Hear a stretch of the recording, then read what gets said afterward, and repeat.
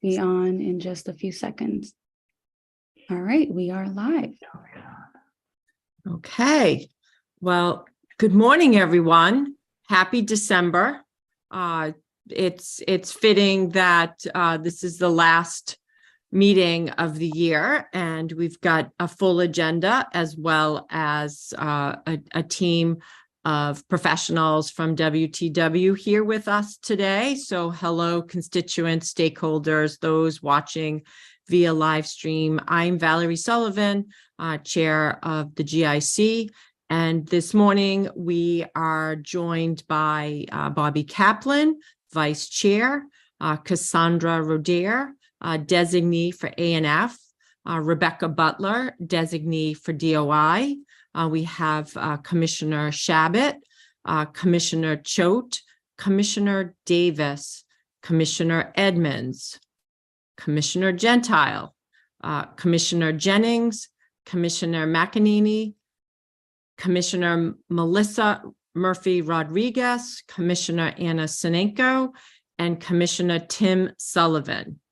If I missed any commissioners, please speak up. Okay, we may be joined by a few others late, but at this point, I'm here to welcome all of us to the December meeting. At this point, I'd like to turn it over to Matt.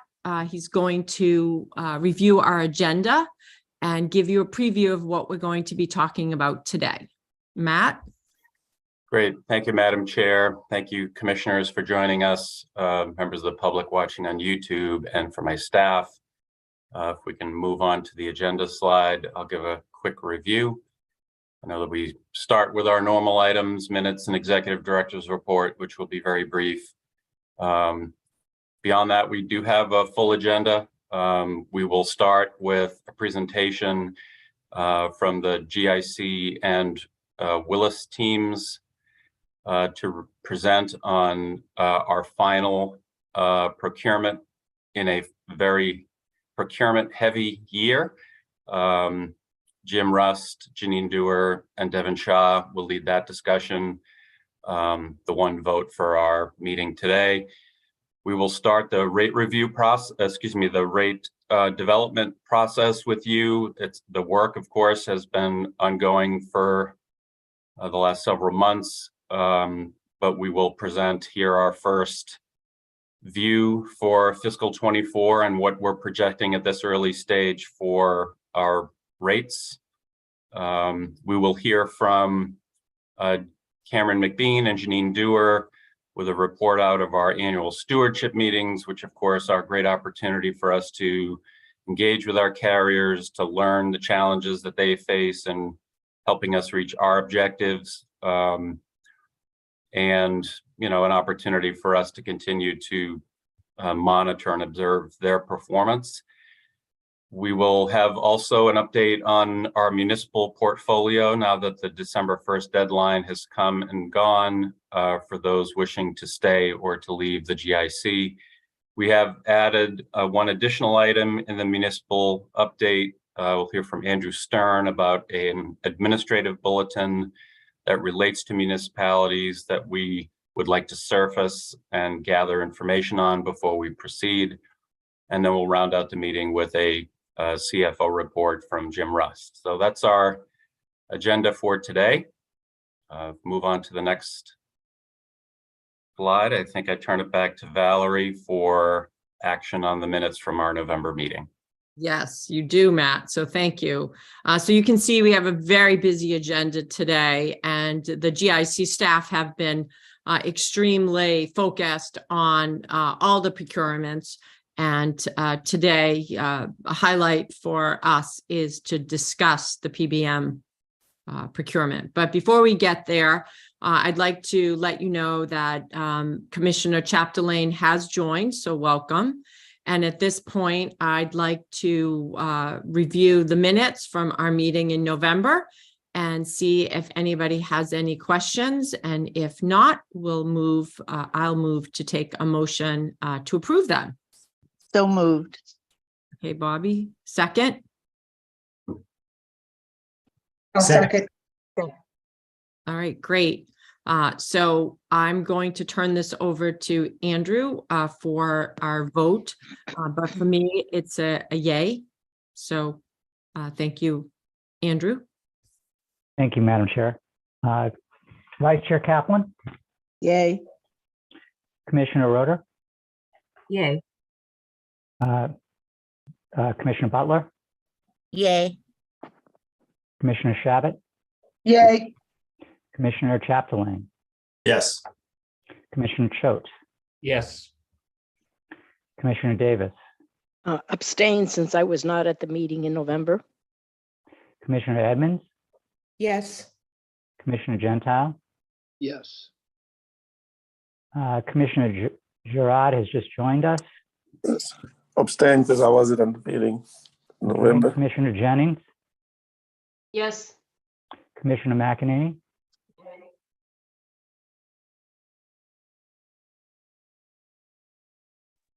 Yay.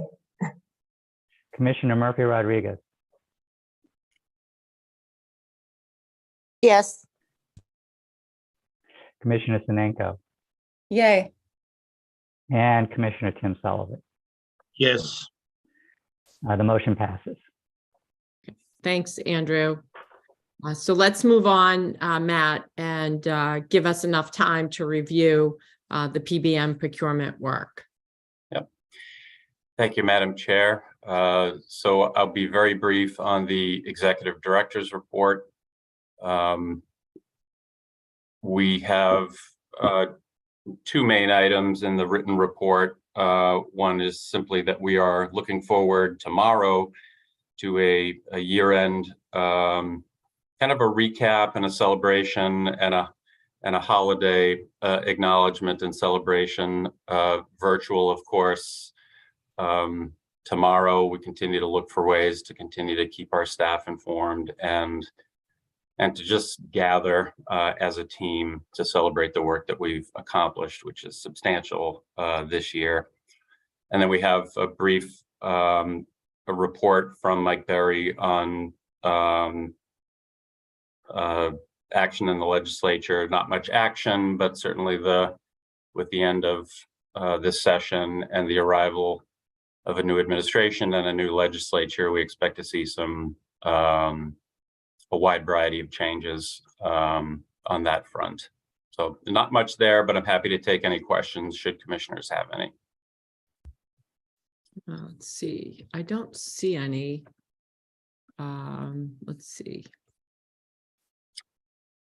So the only question I had for the staff, and I realize it's a sensitive topic, and maybe there are other commissioners who share my thinking, but just wondering how are the conversations going with health plans for the new contract season? I know you might not be able to share much about it because it's still in confidential mode, but I would like us to hear how those conversations are going, what kind of new deliverables they're going to put in there that they promised us in the RFP, and is there anything we should be aware of in terms of the progress of those contracts? Yeah, I'll say that very briefly. As you note, there's not a lot of details that we can share at this point, but that is not a reflection of the amount of work that's going on, which is a tremendous amount of work.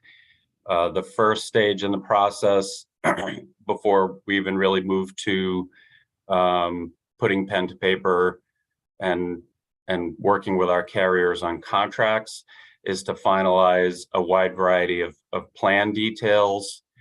And I'm happy to say that that is work that's going very well. We have begun the work to evaluate plan design changes, which of course we'll be back to review with you in January. So there are many work streams that all interact with each other.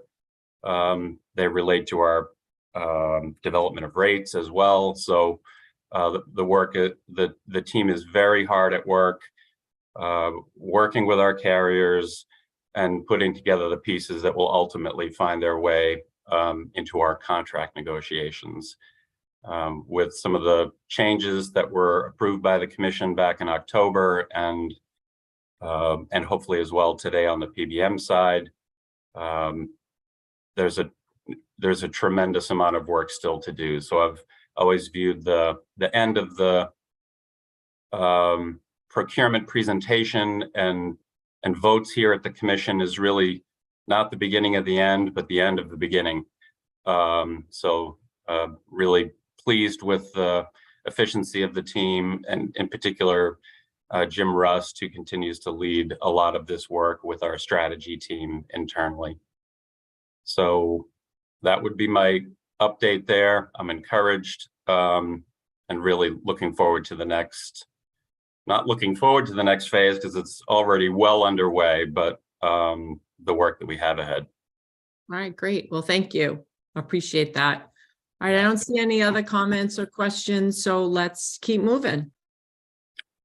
Okay, we'll do a quick review of the calendar here. Not a lot has changed since we met with you in November. Of course, today we have, as I've already noted, the agenda laid out here today. So if we can move to the next slide and look ahead.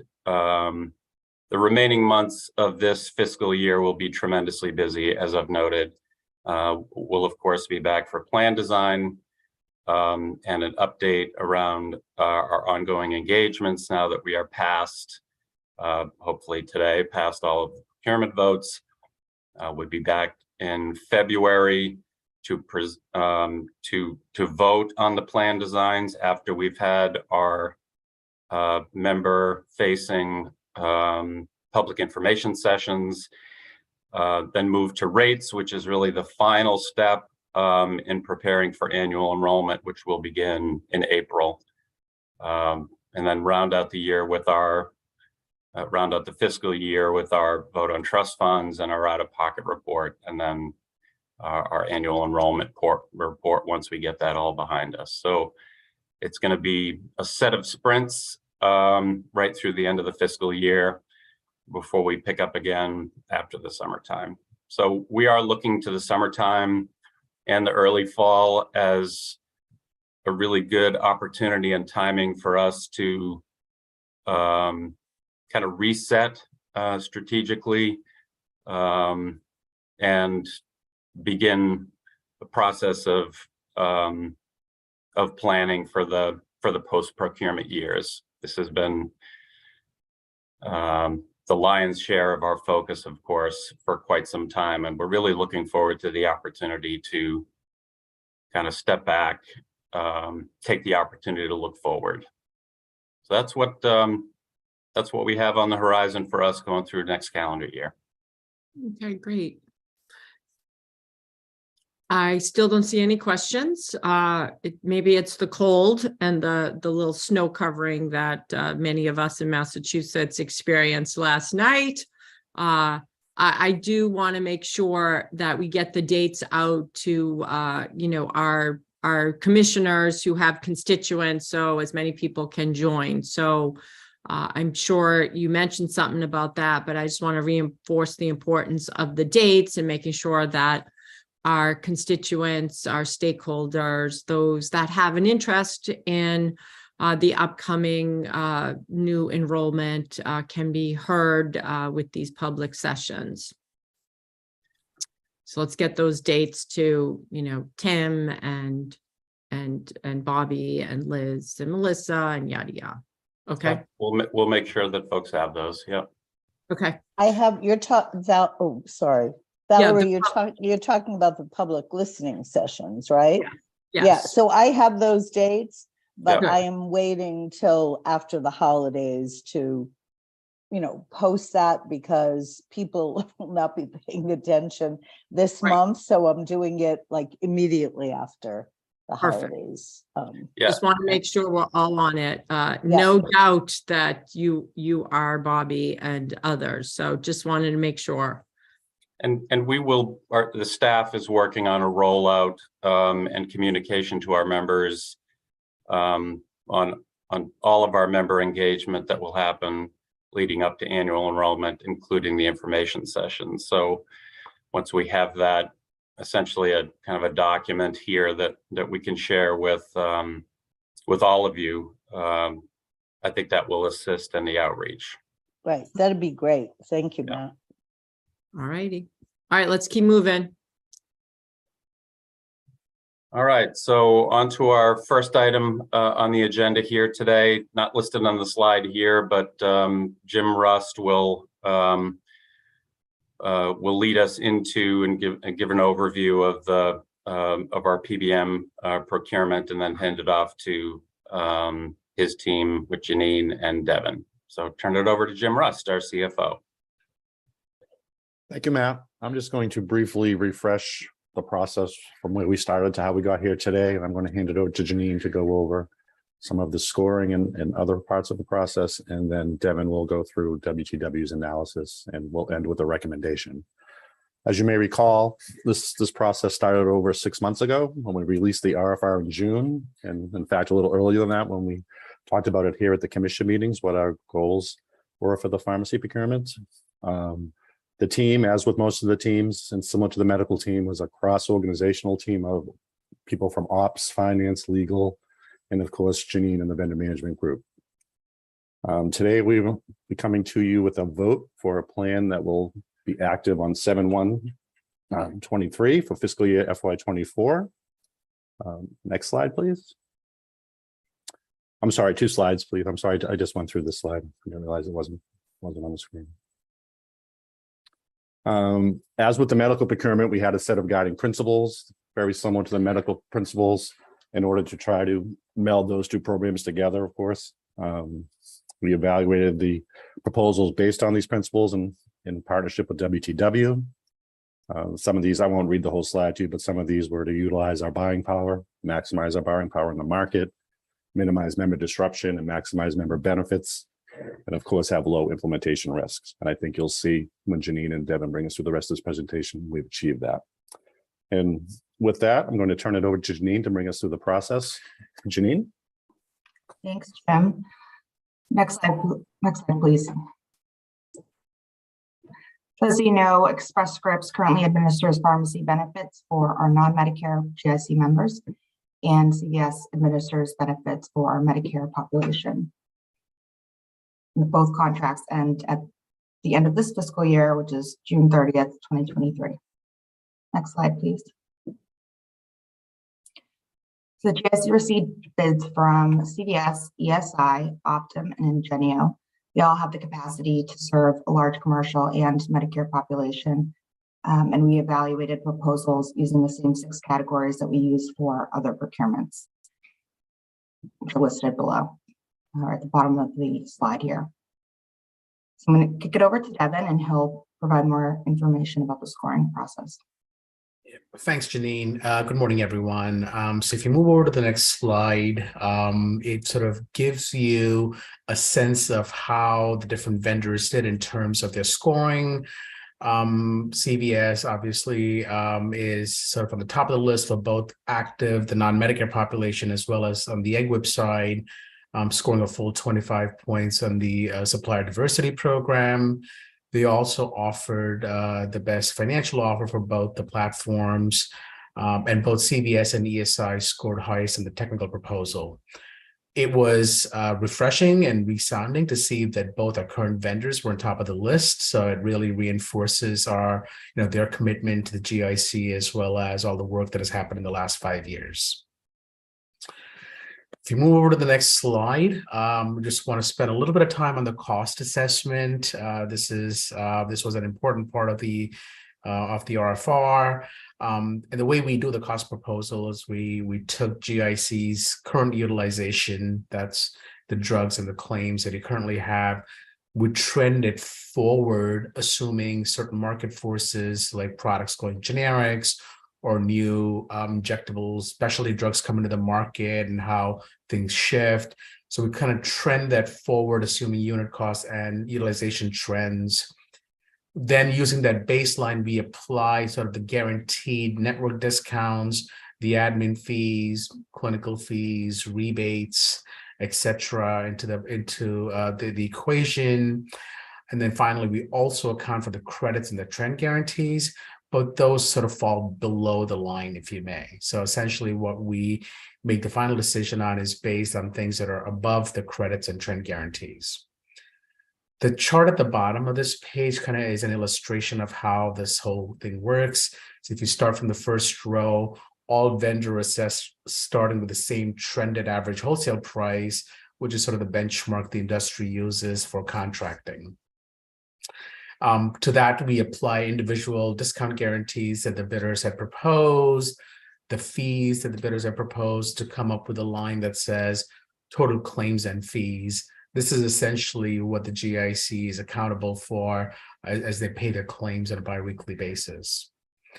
Finally, we also account for the rebates that we get back from the vendors. And just a reminder, rebates come back to the vendors on a quarterly schedule.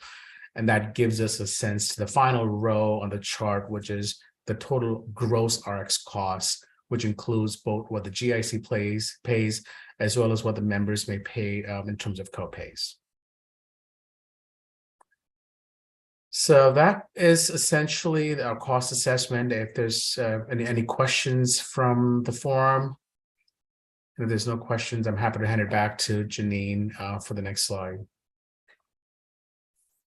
Devin, thank you. Appreciate your longevity with the commission. I don't see any questions.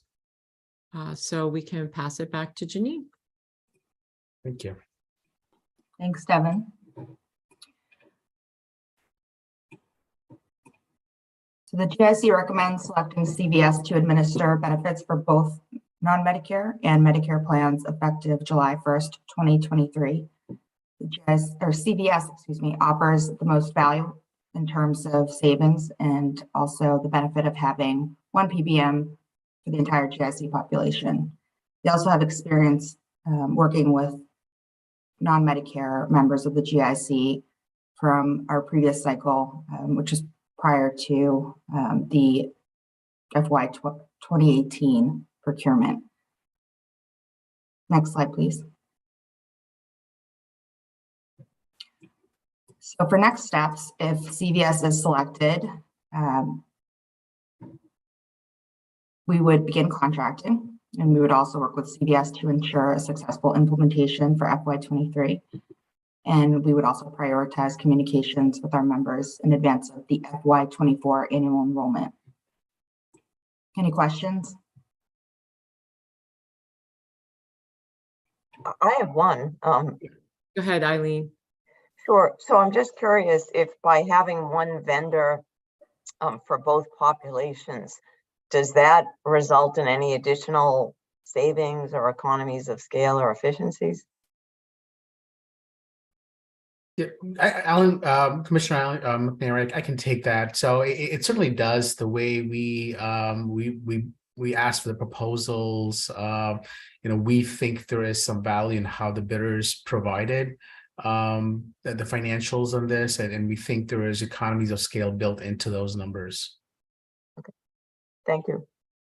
And I could also add from our end, it's one less vendor to manage, right? So it's one, I mean, this is it's a real thing, right? So there's less one point of contact for all of that from our end, and for member issues, for our issues, anything that comes up. So there is efficiencies on the GIC staff side, as you know, small but mighty staff that we have. Thank you. Yeah, good question. Go ahead, Toby. And I would just add to that, just simpler for our members too. It's one less vendor name that exists in our panoply of vendors, which brings a lot of value, but we're cognizant can also provide a more complex landscape for our members. So just easier communication generally. No, thanks. That's a good question. Let's turn it over to Toby.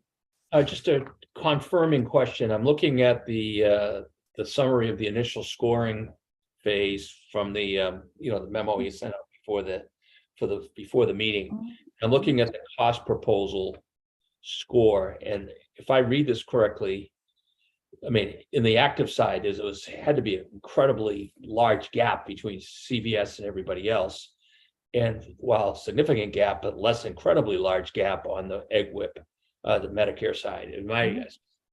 Am I kind of interpreting kind of the this was kind of, from a financial standpoint, there was no contest.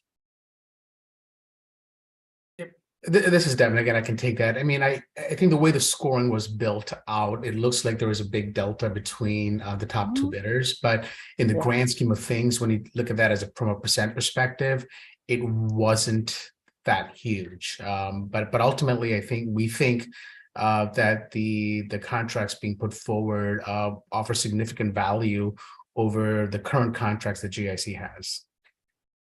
Okay, I don't understand what you said, but the only gap I see between CVS and Express Scripts on the active side is in the cost side, any major gap, but that's Right. okay. We still get to the, I just want to get a sense of the difference, and it sounds like it's very significant, so that's fine. Thank you. Go ahead, Bobby. Yeah, thank you. I was gonna sort of ask a similar question about that. The gap is so great that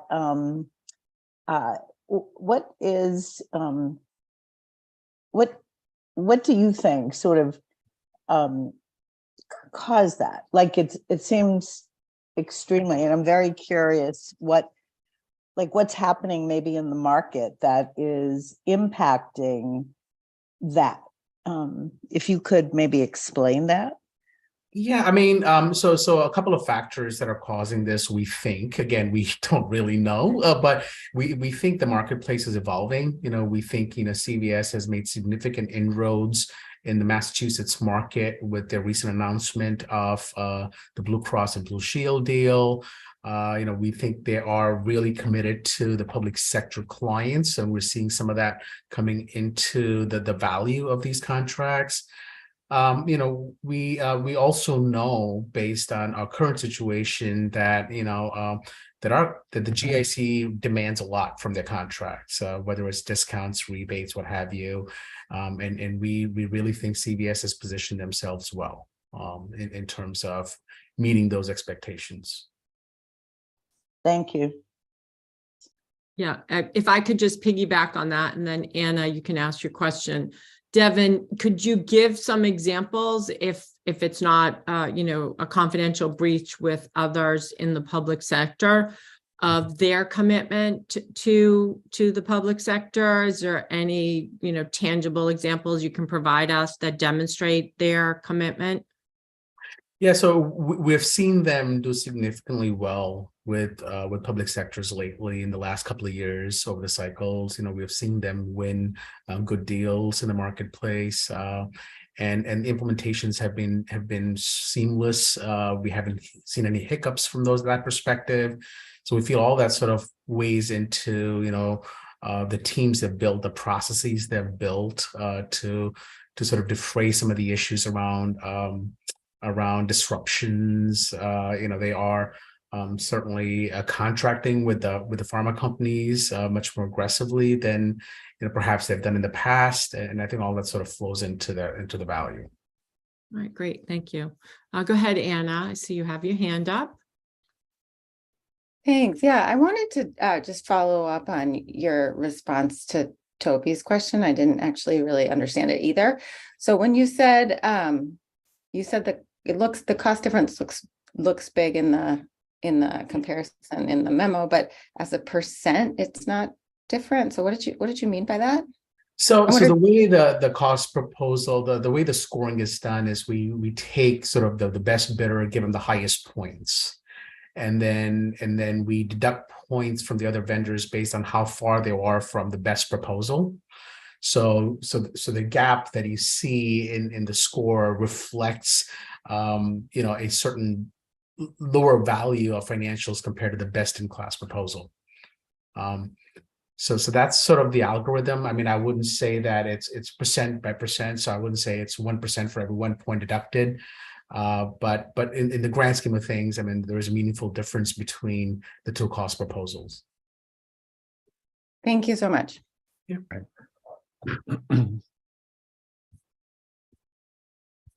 I don't know if you're going to get to this. So if you are, I won't ask you to comment on it. I do want to ask if there's support or how will you get support from ESI, knowing that they're losing this business? How will we make sure that our members will be taken care of through the end of the contract and supported through implementation? Mhm.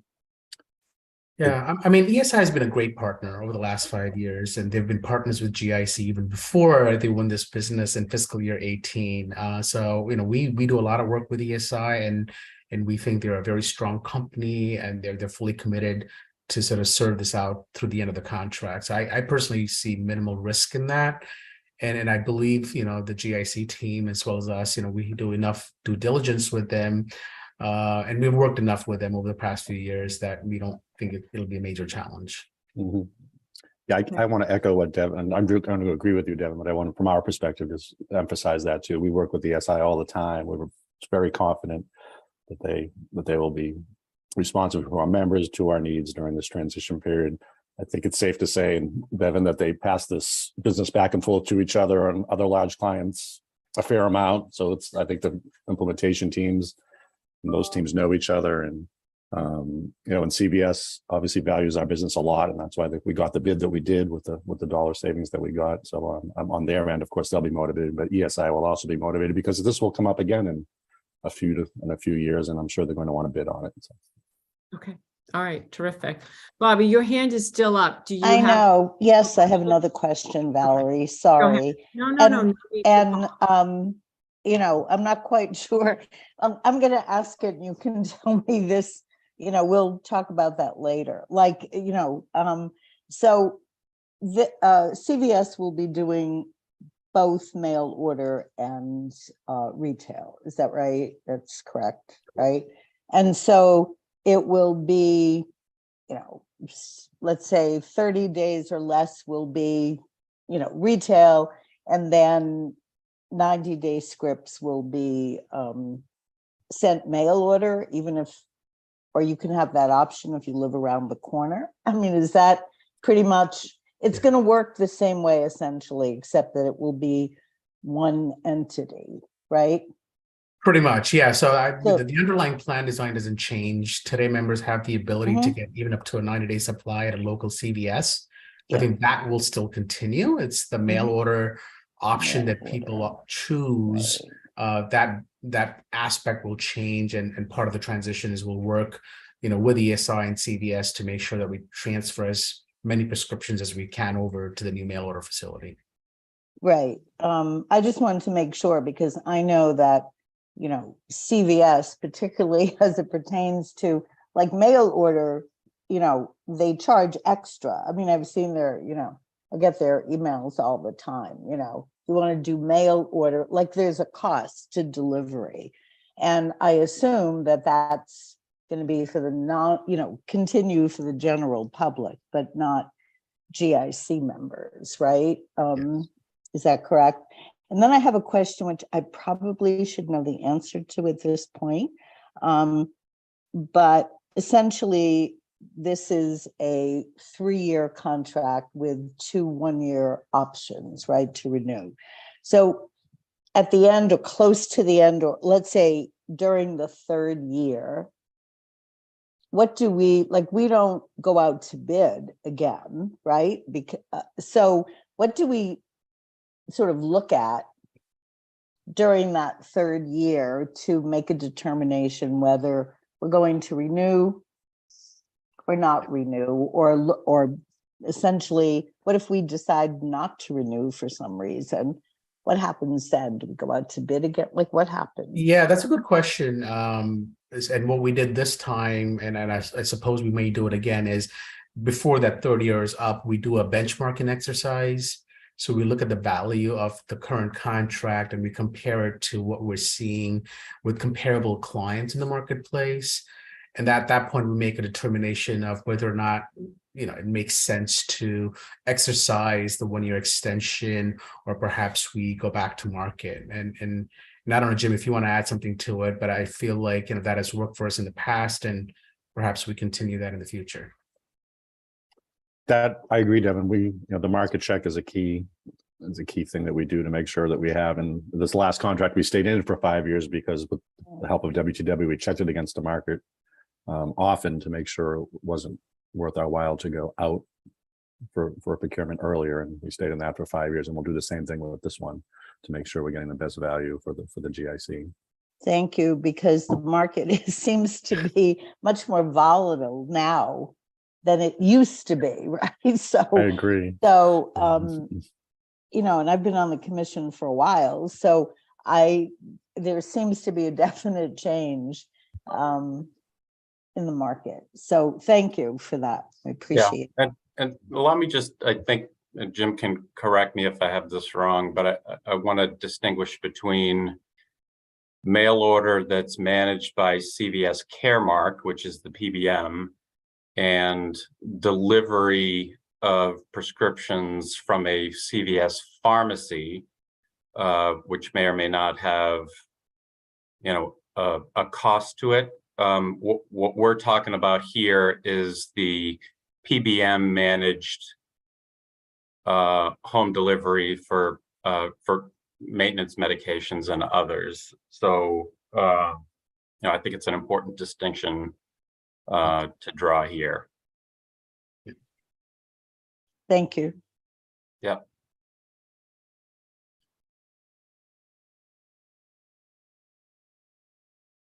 I don't see any other questions. It's been a lively discussion. Are there any questions we should be asking, Devin, that we're not as commissioners? No, I think you guys have asked all the right questions. Yeah. Okay. All right, let's move on to the next slide then.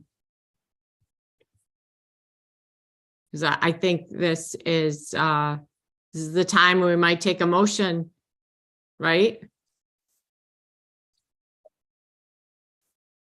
It is. It is.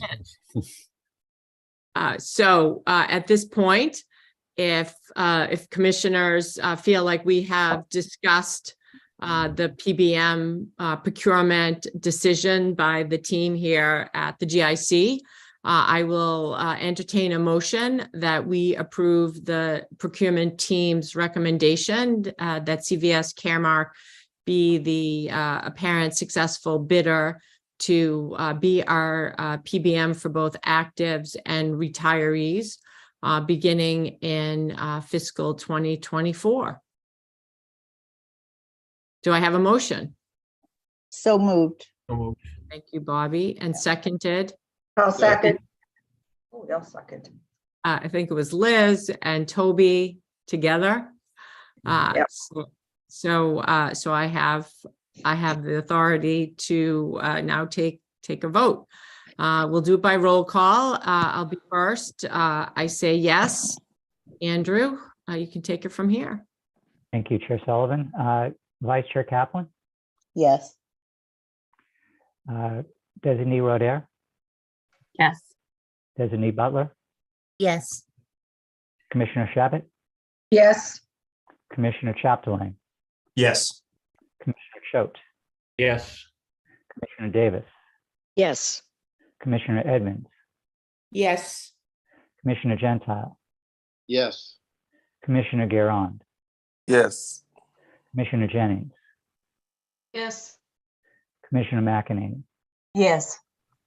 Commissioner Murphy Rodriguez, Yes. Commissioner Sinenko, Yes. and Commissioner Sullivan. Yes. The vote passes unanimously. Thank you. Thank If you. I may, Madam Chair, just a brief comment. I want to thank the Commission's confidence in the staff, confidence in the strategic sourcing team on this procurement, and it being the last vote on all the procurements we've done this year. I want to thank you all. Certainly want to thank my team and our colleagues at Willis Towers Watson. We are really excited about the path going forward on the PBM procurement. I do want to thank all of the bidders.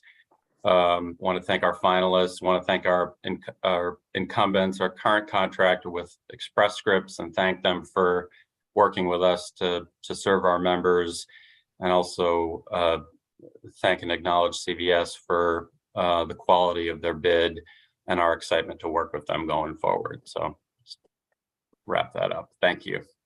Yeah, no, and I want to thank you, Matt and Jim, and Janine, the team, WTW, for the attention to detail during this procurement, and the degree of effort put forth as a way to ensure that we get the best bids possible, and now we move forward to contracting. So thank you. All right, let's move forward. I think that was the hard work for today. Oh, no, rates. This is this is not less work either. So let's keep moving. Yeah, thank you, Madam Chair. We'll move on to preliminary rates. Again, just a quick reminder, it's the beginning of the process. We continue to work very hard to in real time, actually, as recently as this week, we got a new and additional data. And so there's a lot more work to do here, but of course, we want to start off with our projections based on where we are now for what our rates look like for fiscal 24. So for that, I'm going to turn it over to Vince Kane from WTW to make a presentation here.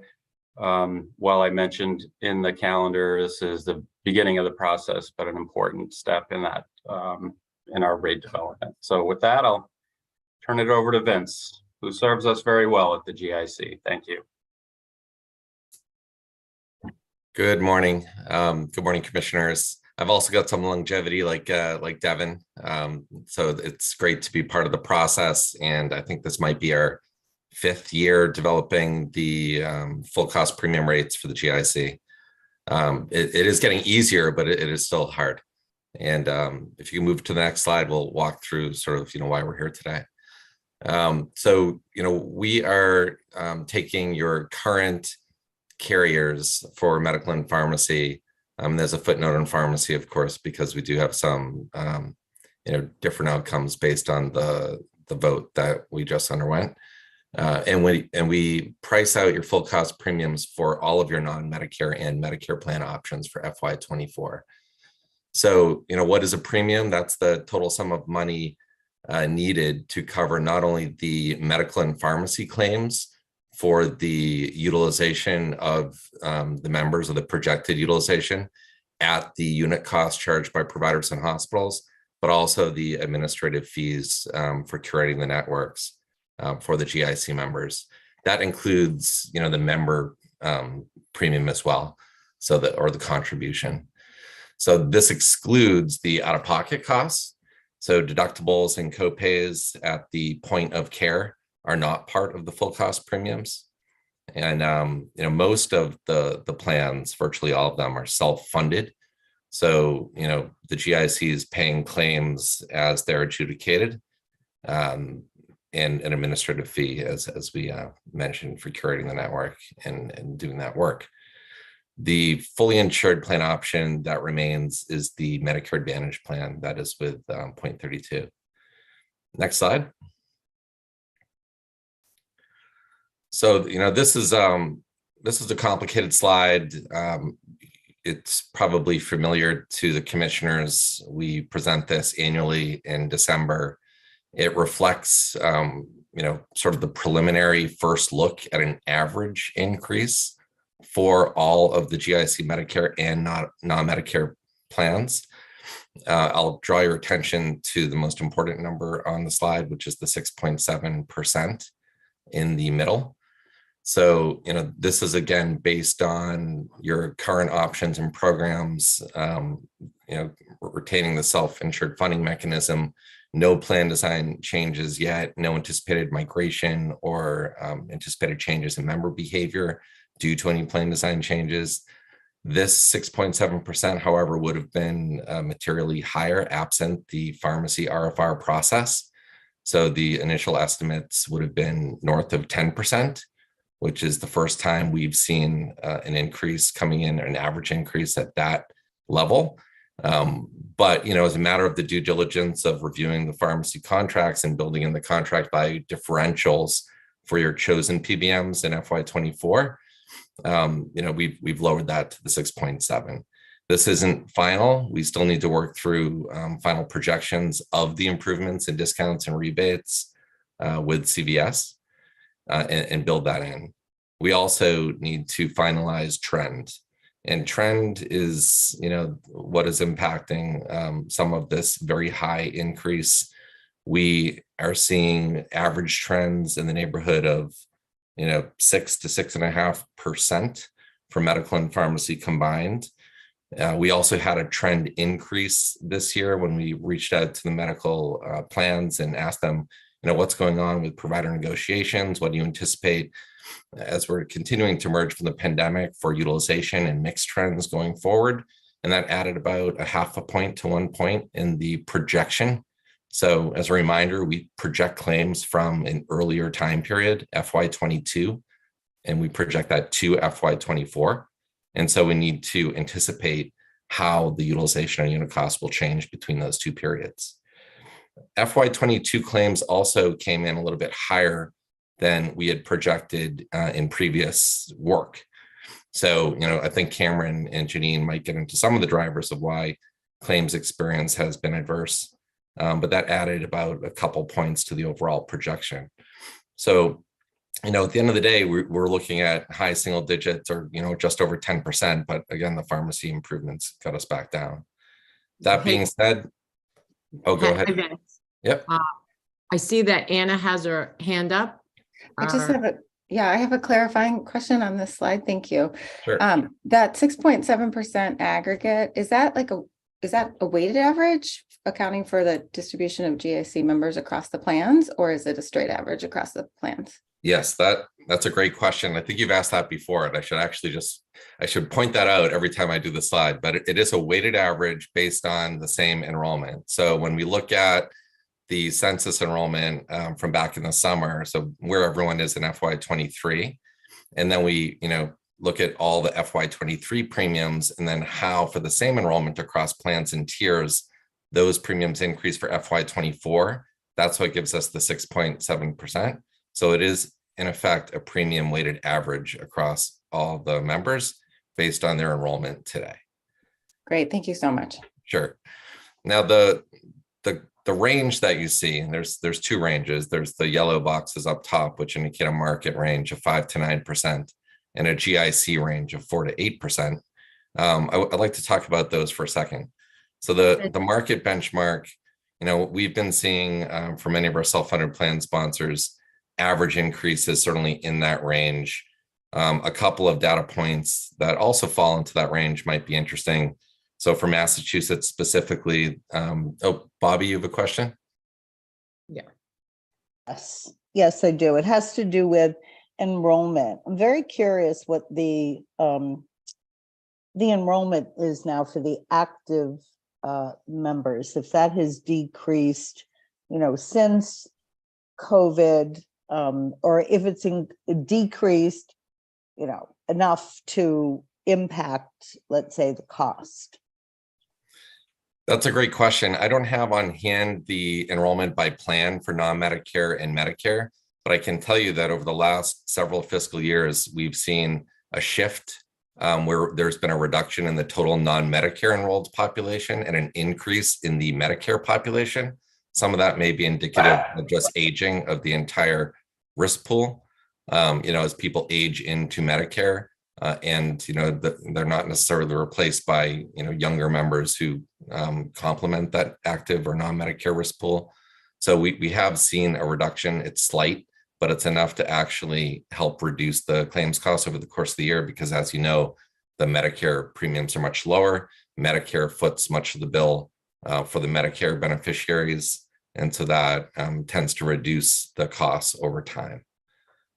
If there's other detail you'd like, Bobby, we can there is. Yeah, I'm very curious how the population, has shifted, and also that that group that have retired but not eligible yet for Medicare because they're too young, or maybe not eligible at all.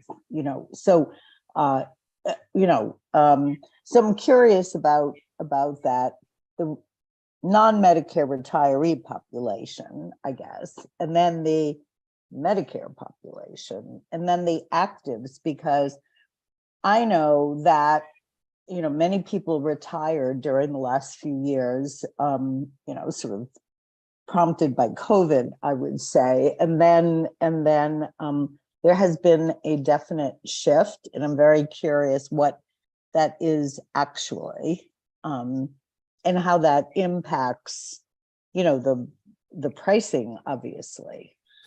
Yeah, and I can leave it to maybe folks at the GIC to talk about the size of the non-Medicare retiree population, but for purposes of our underwriting projections, we pool the non-Medicare retirees with the actives. Some plans tend to have a larger share of non-Medicare retirees, for example, the Unicare Basic plan. And we do price each of the plans based on their own experience when we develop the full cost premiums.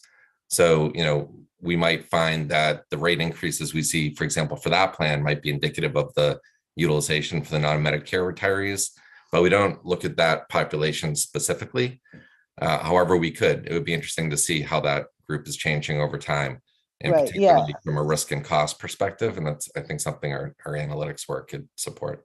That would be great. I'm sort of curious about that. So thank you very much. Sure. So back to the market benchmark range of 5 to 9%.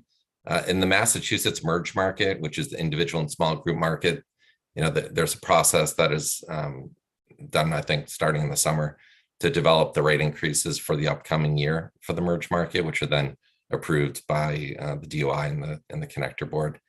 And, over the last few years, just for context, in 2021, the average increase was 7.9%. Again, this is for, commercial fully insured pool. So 7.9 in 2021, 6.9% in 2022, and recently announced for 2023, 7.6%. So that's an average. The range for 2023 was about 5.5% to almost 12%. And about 5 of the 8 health plans were north of 8%. So pretty significant increases there. We also have a survey. It's got about 450 respondents. We have an all industry cut, and then also a public sector and education cut, which has a smaller number of respondents, around 30. And, we've had anticipated increases for all industries of about 5 or 6% for 2022 and 2023. And for public sector, 5.2 and 8%. So our respondents for 2023 were indicating higher trends, as part of the survey. Of course, that might not emerge. It's just their anticipated increase for 2023. But again, a number that falls into this range. For the GIC, of course, we're looking at your own experience to develop our projections and building in the value of the medical and pharmacy RFRs.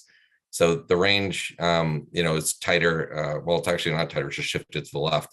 Much of the reason it shifted to the left is because of the Medicare population. So, with the med sup plans, the claims are really just the cost sharing components that are filled in by the plan.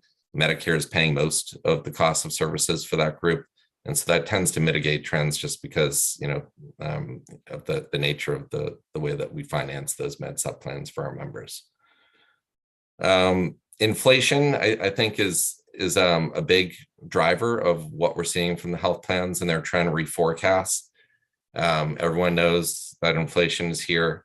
When we look in the rearview mirror at sources like the Bureau of Labor Statistics, we've actually seen medical inflation only running at about 1 to 2% before COVID, but it's increased to almost 4 to 5% over the course of 2022, but it's beginning to cool off. Now, that doesn't necessarily mean that it's going to lead to an immediate reduction in claims as it cools off, because the reality is for GIC members, it's the contracts that are negotiated by the health plans that will drive unit costs. And that is a process that is undertaken every year. Contracts tend to be longer term, typically 3 years. And so, we expect unit cost to continue to trend high. And that might be the gift that sort of keeps on giving as these contracts get renegotiated.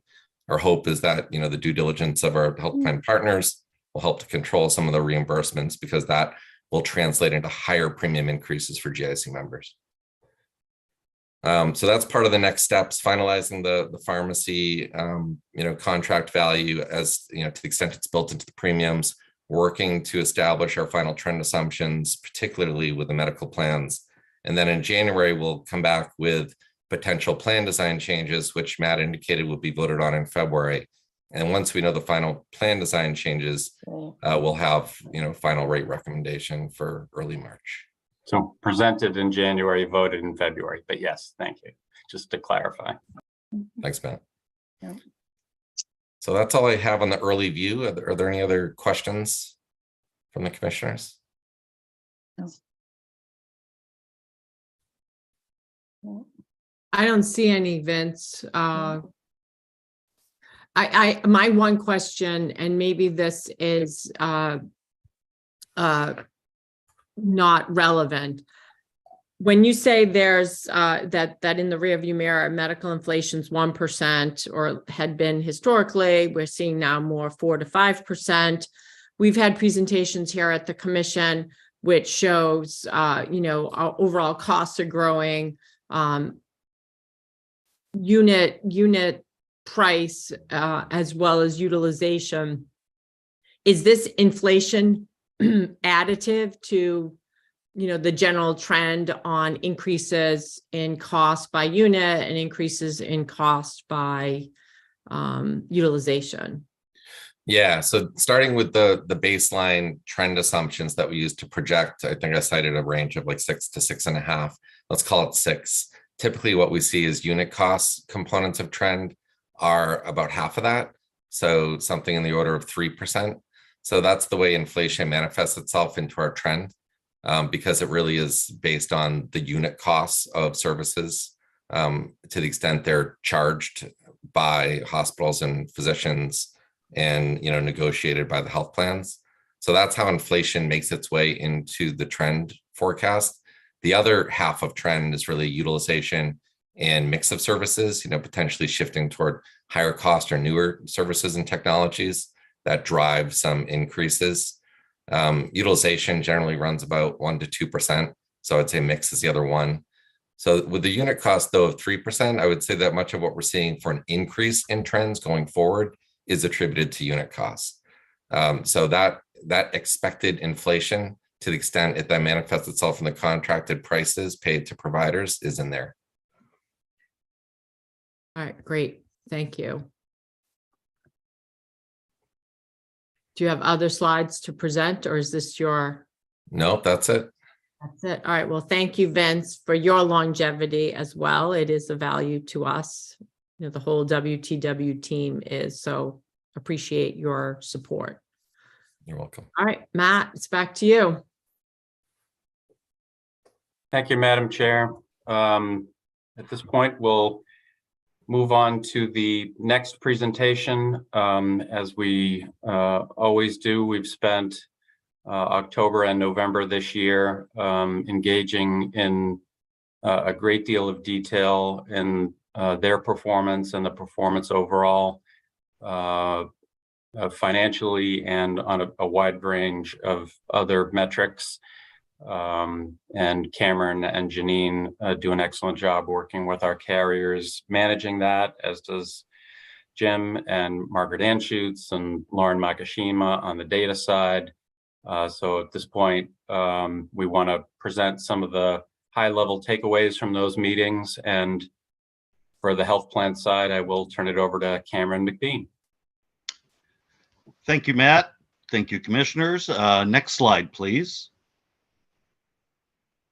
So before I delve into the high-level takeaways, as Matt mentioned, just to circle back to Bobby's question about enrollment, we have seen slight declines in enrollment pretty much across the board in the active plans.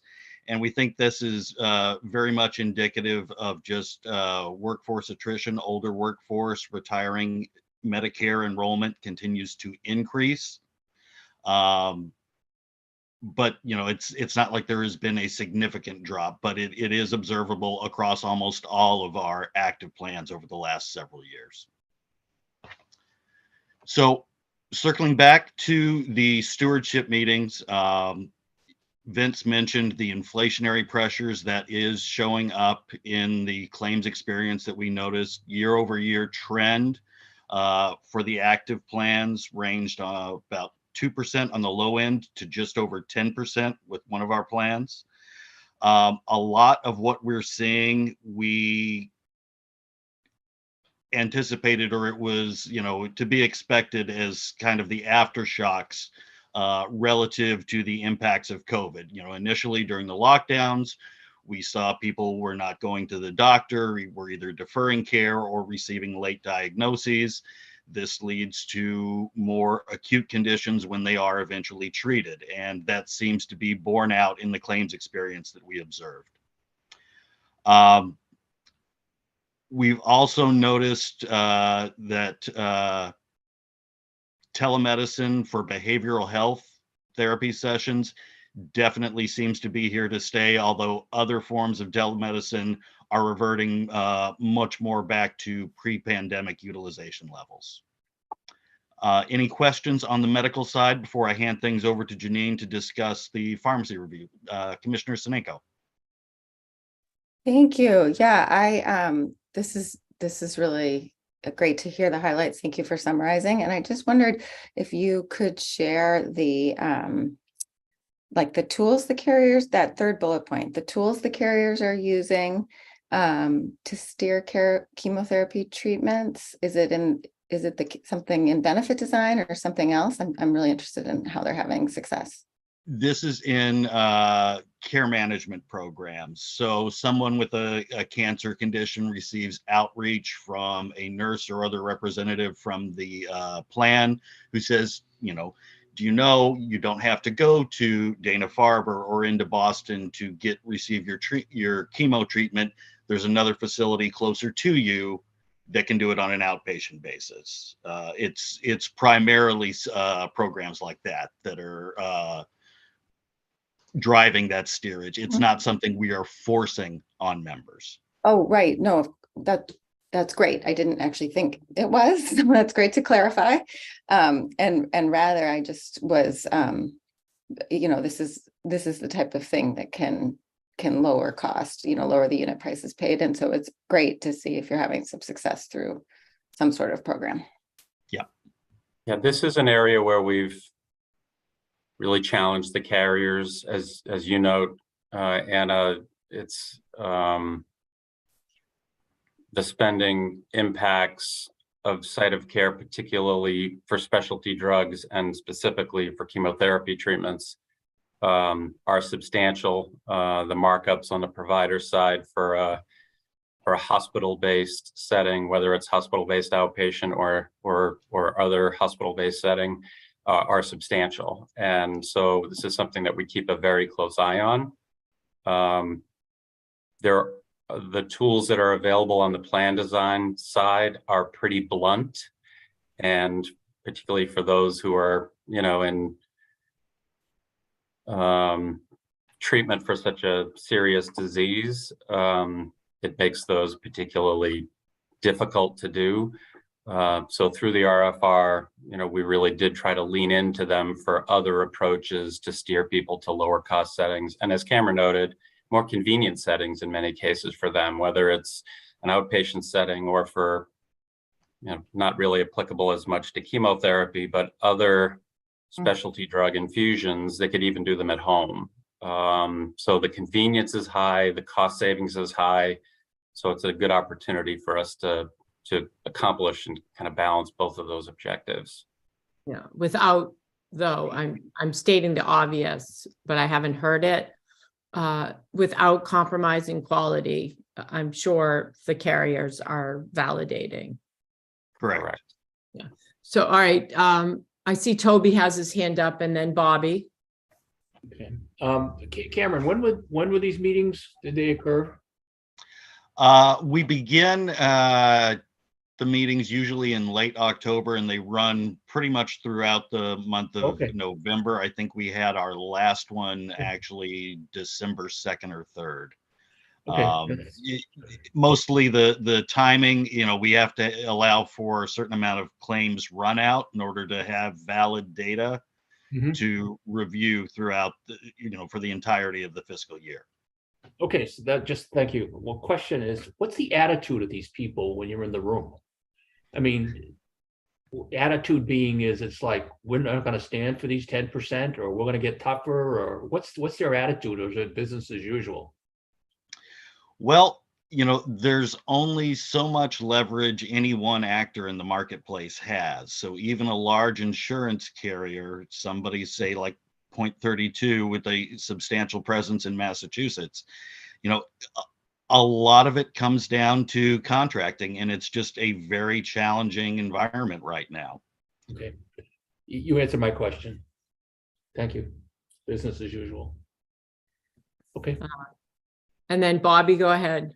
Yes, I'm very curious about the because it appears that many like providers have left the market, and I'm very interested in the behavioral health piece and what's happening, because there's been sort of a dearth of providers anyway, and I'm very curious what the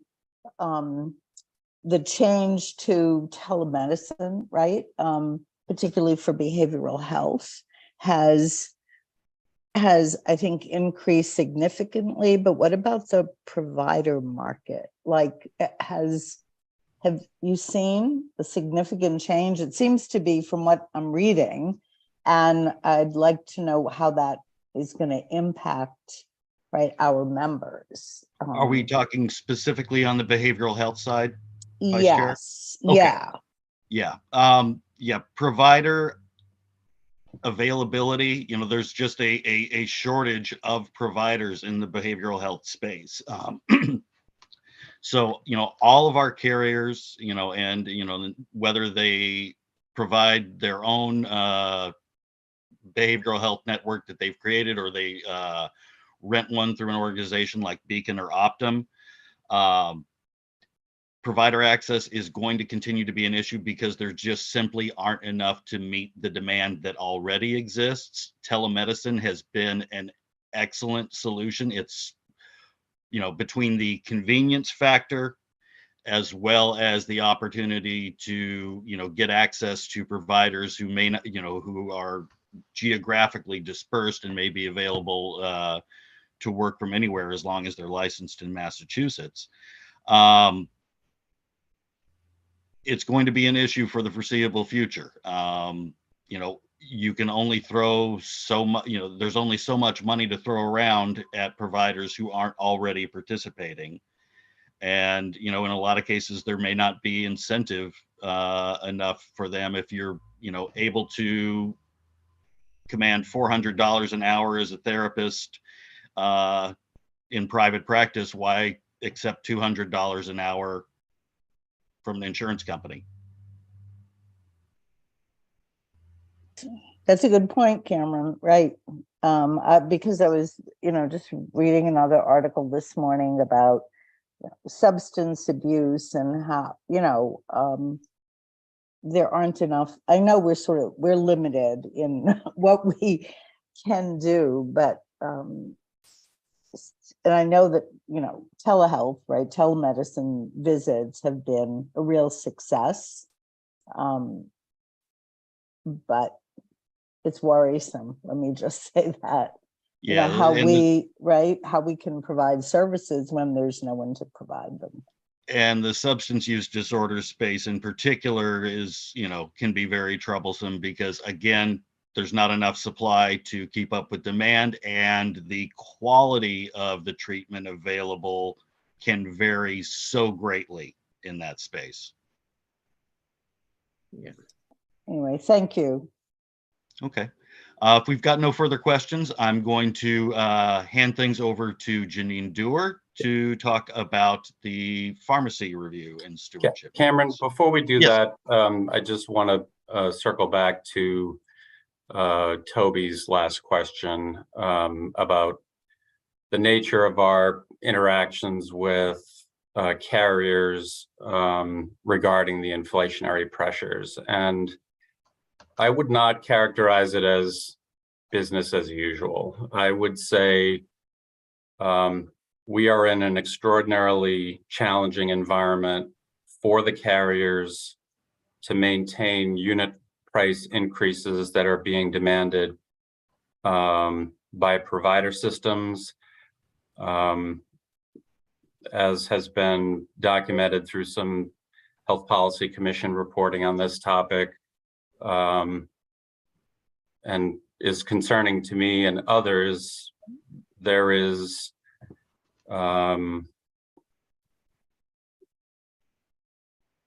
pushback on the cost growth benchmark generally, and the urgency to maintain sustainable unit cost increases. That has been the case in the Massachusetts market, as we've talked about here, given the, it's been that case for a number of years, given the relatively high consolidation of our provider marketplace, which gives providers, a certain number of providers, a great deal of leverage, depending on a number of factors. Those are all being exacerbated at this point by some new dynamics, the COVID-related dynamics that Cameron has talked about already here, the workforce shortages in nursing and other primary care settings, and the continuing consolidation of the market that we see. So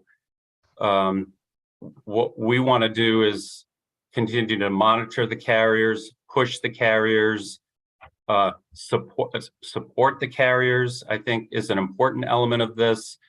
In addition to having these discussions with carriers in the stewardship meeting, I personally speak with health plan CEOs to gain a greater understanding of the challenges that they face. They are substantial right now, and they are increasing right now. So yes, we want to be able to challenge and push and lean into the carriers to negotiate sustainable unit prices for our members, but we also have to be mindful of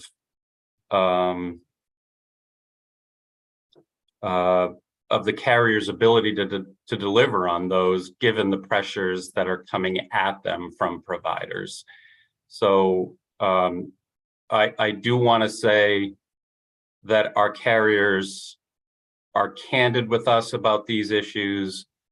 I've been working increasingly more with our carrier leadership to understand very specifically when they're having challenging discussions with a specific provider system. So that they are good partners in sharing those challenges. It is, I think, helpful for us to back the carriers up and for them to be able to say in these rate negotiations with providers that unsustainable increases in unit prices is not acceptable. And so I would describe this as an open, fact-based, collaborative area of work with the carriers.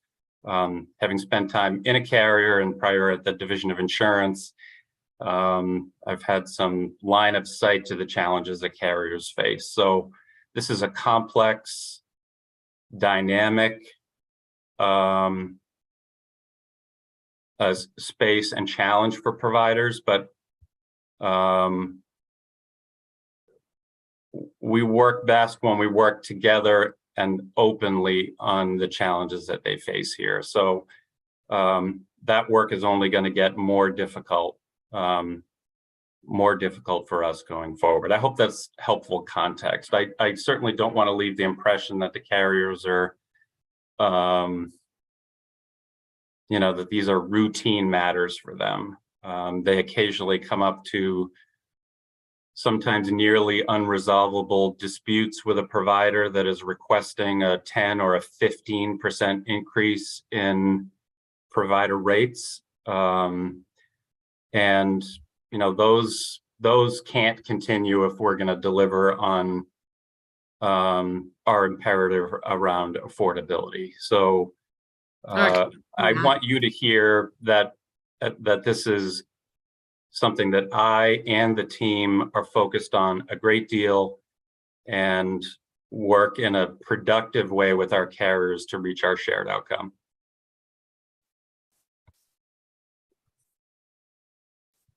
Yeah, I mean, Matt, you know, I'll just say that, you know, many of us have been on the commission for several years, and the same story comes out every year on rates. So with all due respect, it would be nice to get specifics on where carriers have been, you know, amazingly innovative, where, you know, the cost has been flat or declines and outcomes are better. And I have been in this industry like many and really haven't seen it. And maybe it's not a fault of the carriers, but I think that was the spirit of Toby's question. And we don't need to debate it here. There's no need to have another comment, Matt. It's just as commissioners, stewards of, you know, the state's money, as well as our stakeholders' health and well-being, you know, it does seem to be business as usual. And maybe it means that we need more substance to show examples of where that hasn't been the case. So let's move on to our next topic, if we can. And appreciate these meetings. So we're going to hear about the meetings with the PBM. So that's the next item, right? Right. Thank you. So just to recap, the pharmacy stewardship meetings, consistent with trends in previous years, unfortunately, specialty drugs continue to drive up pharmacy spend. The top indications driving costs continue to be cancer, autoimmune and inflammatory conditions, rare conditions, and diabetes. Inflation is also a contributing factor to increased costs and disproportionately impacts specialty drugs and brands nearing patent expiration. So with patents on high-cost drugs like Humira, for instance, are set to expire soon, we'll see an uptick in biosimilars, which will increase market competition, and this will improve accessibility and affordability for members. And we will continue to monitor specialty drug trends and programs that may be available to help attenuate specialty drug costs. So final takeaway that I'd like to point out is the increase in utilization of weight loss drugs. This is likely due to availability of newer weight loss drugs that are also used for type 2 diabetes, and likely the impact of COVID on our day-to-day lifestyles. So that if you have any questions, I'd be happy to answer them. With the holiday season, I do have questions about these two weight loss drugs, but that's being a little tongue-in-cheek. So I'll go to Bobby. And then, or Toby, do you want to, do you still have your hand up from? No, I have from before. I have another comment. Sure, go ahead. I'll let you go. I'm just saying it. You got to watch this weight loss drugs. I mean, this is you just see it everywhere. I mean, that's substitutes for the hard way. And I just think we'll be sitting here a year from now if we don't put some type of not limitation financially, but make sure it's just going to the people who really need it versus people that it's out there. You hear it on the radio and in reputable places, and I hear it every day. People are getting the prescriptions to take it the easy way, and we'll be just sitting here a year from now. I guarantee if we don't basically some type of condition, and there are people who need it. I'm not suggesting there aren't, and not a few of them. But this is more than just. This is a major trend. Well, both of our PBMs monitor members who do or who are prescribed these types of drugs. So it's not just something you can easily get And there are conditions with maintaining prescriptions with the drugs and also PAs. Yeah, there's, as Janine's noting, there's significant utilization management that our PBMs have put in place here. I do want to just note, to Toby's point, if we're only looking at it from the PBM side, then we're missing some opportunities for addressing weight loss earlier in the members' experience with that, right? So, and I had a conversation as recently as yesterday with one of our health plan executives on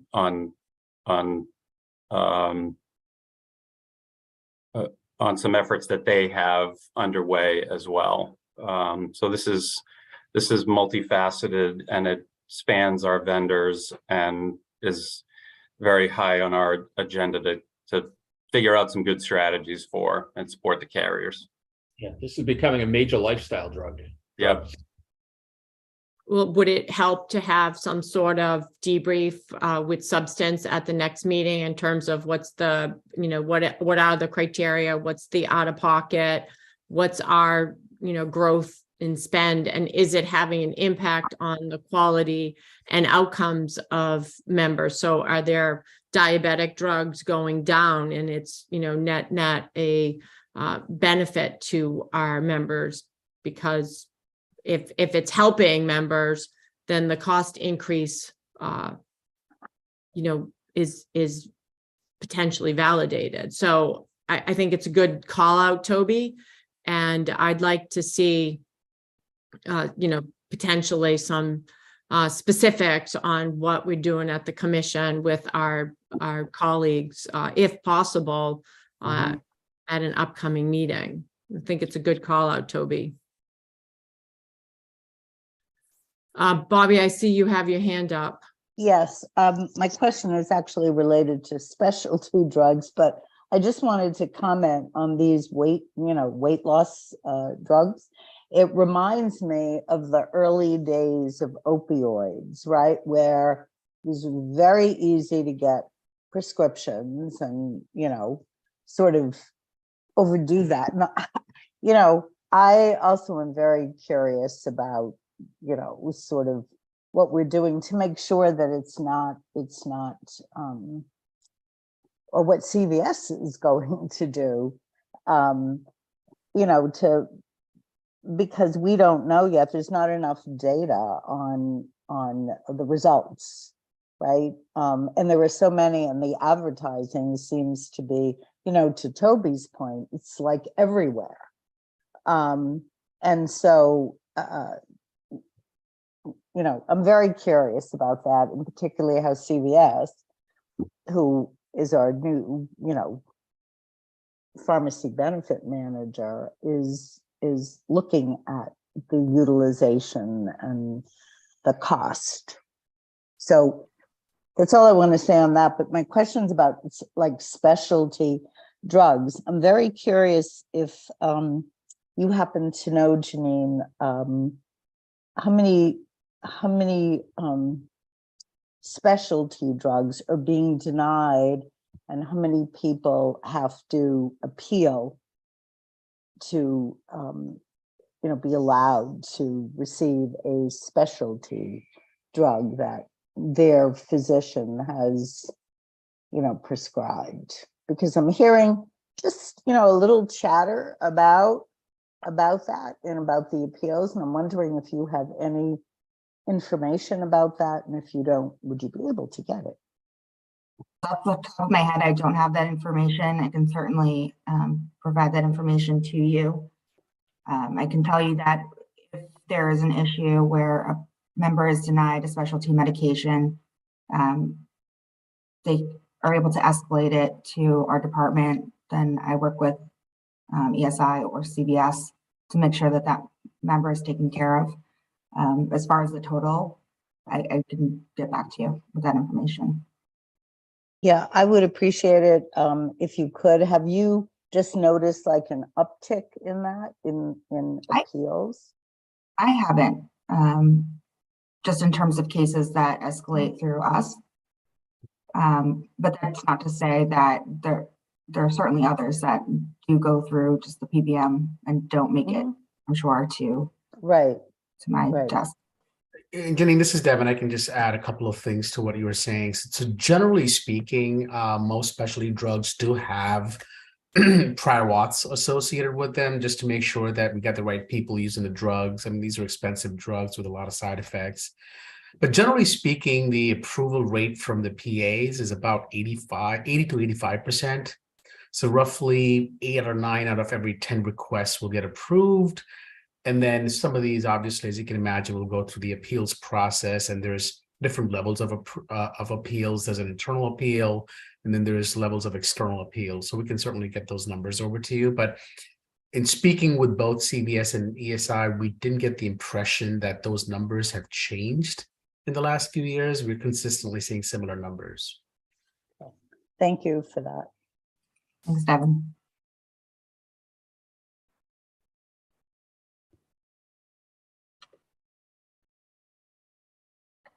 I don't see any other questions, Janine. I have one question for this slide. Did the PBMs mention any uptick in percent of generic utilization? I'm pretty sure they give us that number, and it has been on the rise. Or Devin, I don't know if you know it for our population, but I do think it's important to note where there's been innovation in generic utilization and cost drivers there. Yeah, generic utilization was kind of flat year over year, and if you account for COVID, right? Because all the COVID vaccines are considered brand and not generic. But if you take those COVID vaccines out, generic penetration has actually gone up year over year. We're roughly looking at about 88%, 89% of all prescriptions being filled as generic. So it's just 11% brand, 89% generics. And then obviously a lot of the claims in the brands are those that, are either specialty drugs or those that don't have a generic available in the marketplace. So I think that from that efficiency perspective, I mean, those numbers are doing well. The plan design is resonating. Obviously, within the Commonwealth, there are certain regulations that prohibit pharmacies from dispensing a brand when a generic's available. So all those things sort of weigh into that. Okay. All right, great. Thanks. All right, I think we can move on to our next topic.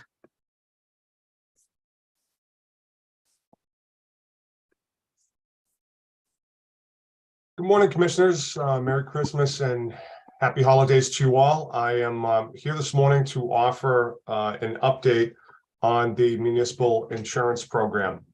Our first slide, please. We'll just refresh you on what our municipal portfolio looks like currently. Again, we have 48 municipalities and regional entities. And again, I will say regional entities because we have regional school districts. We also have entities like the South Essex Sewerage District and educational collaboratives. And again, just to differentiate, we have some other collaboratives that are 32A entities. 32B entities are subject to periodic renewal in the GIC. So our next slide will talk about the 11 entities that were up for renewal this year. All 11 entities requested their medical claims data and evaluated their insurance options outside in the insurance marketplace.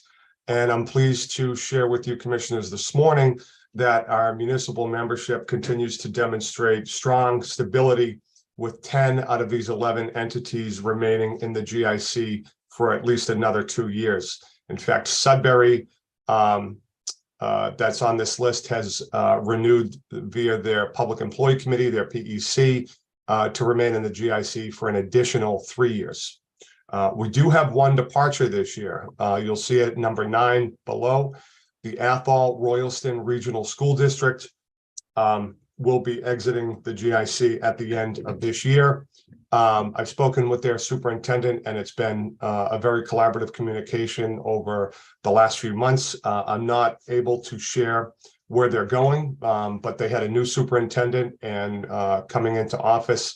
realized that the district hadn't done an evaluation of their insurance options in at least 8 years. And so he undertook that responsibility, and they'll be moving to a different entity for the start of fiscal year 2024.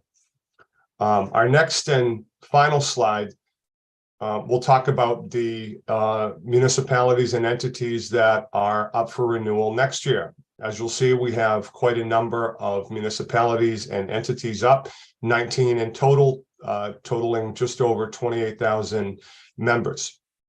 One thing I want to point out that it's entirely possible between now and this time next year, some of these entities could come off the board if they are able to achieve an extension locally with their public employee committee and renew in the GIC for a period of 2 years or longer. So this is always subject to change, but as of right now, these are the entities that are up for renewal.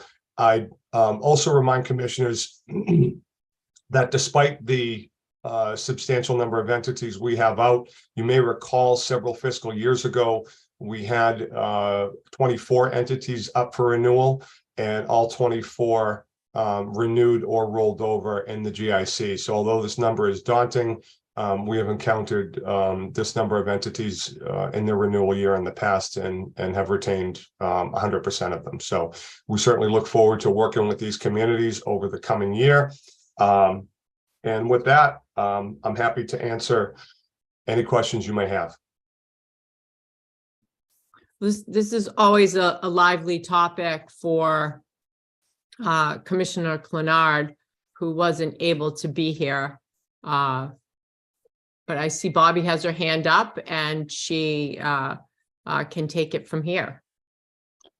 Thank you, Valerie. And thank you, Mike, for that presentation. I'm very curious, though, with Athol Royalston. I'm curious about, did we have an opportunity to sort of, I don't know, either bid or make a best and final offer, or that's sort of not part of the process?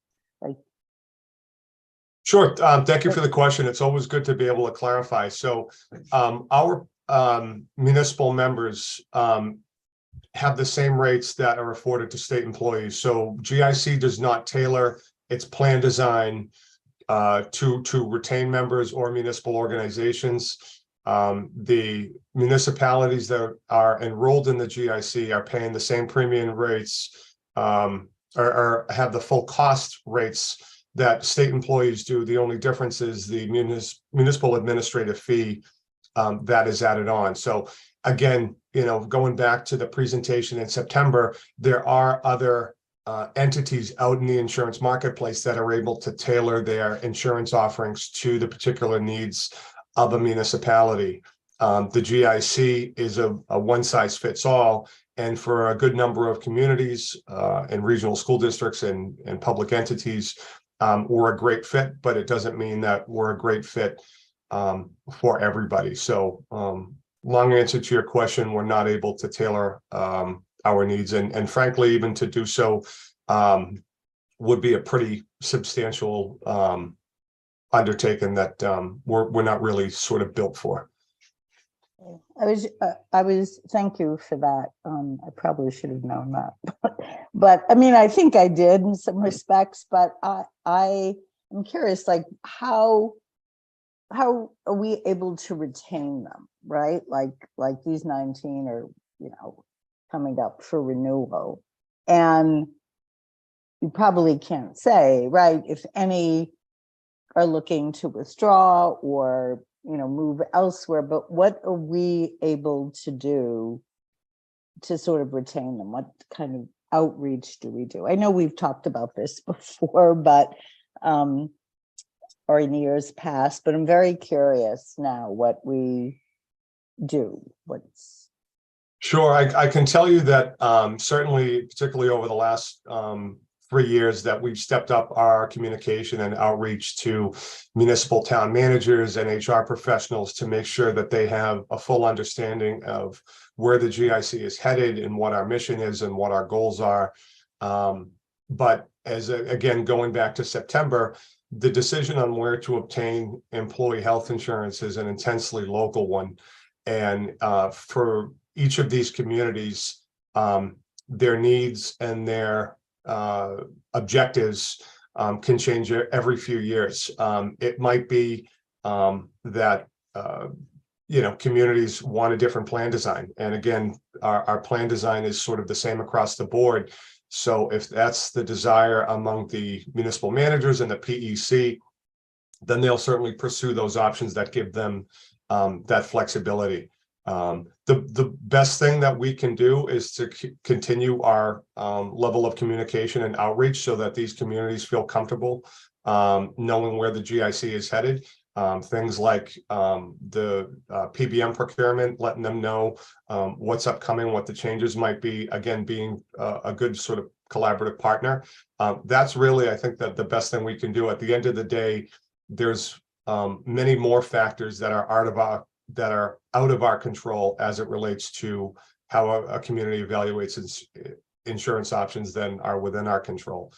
So the best we can do is make sure that our communities know they have a willing partner that's going to be responsive to answer any of their questions. But at the end of the day, we want these communities to do what's best for them and their employees, and we try and help them in any way we can. Sure. Thank you for that. I appreciate it. Thanks. I see Toby has his hand up and Jane also has her hand up. Toby, do you want to go first? Yeah, I think the retention's pretty good, Mike. You guys, I think, do a great job. But my question is, like, looking forward, I would think, and you can please correct me if I'm wrong, I would think that as our rates go up, and our rates go up as we see they're going to be going up substantially, I would think that we become more vulnerable with this population, which may want to put it out to bid, and obviously they're going to get, some people out there may want to buy the business and say, well, it's going up substantially at GIC, and then they give a lowball bid to get the business. And is that scenario kind of just something that, so the question is, if that scenario has validity, do you think our renewals are going to be under pressure in the upcoming years, because given that we're seeing these substantial rate increases? Sure, I would hardly be one to talk about overall trends in the healthcare marketplace, but I think as the WTW slide demonstrated, that healthcare costs are going up across the board. So whether you're in the GIC or not in the GIC, or whether you're with a separate joint purchasing group, or whether you're with Maya, or whether you're with Blue Cross Blue Shield Direct, healthcare costs are going up for everybody across the board. So I think, to your point, Commissioner, we're sort of in the same boat as everything else. Now, again, if the costs were going up and a municipality wanted to implement greater plan design changes to mitigate those cost savings and shift more onto their employees, again, that's something that they can certainly choose to do by working with either another purchasing group or by working with an insurer directly to tailor that, those needs accordingly. But healthcare costs are definitely going up across the board. So we're in fairly the same boat. It's really a matter of how much control. What about plan design is an excellent point, and I guess that's what I would do if my costs were under significant pressure. I would, look at, assuming it could be done in concert with the employees, but I would look at, how to be more surgical about the plan design, which unfortunately you don't have the luxury of that. So thank you very much. Hey, Jane, why don't you go ahead? And then I see Adam has his hand up. Yeah, thank you, Madam Chair. Actually, Commissioner Choate framed the question that was in my mind primarily. Because as I look at this chart in front of me, I wonder if you can say anything more about the possibility that there will be another Athol in the renewal cycle in 2023. I'm also curious about what the impact of the change is, if anything, on individuals once they choose not to be involved with GIC. It's a fairly straightforward process when a community exits.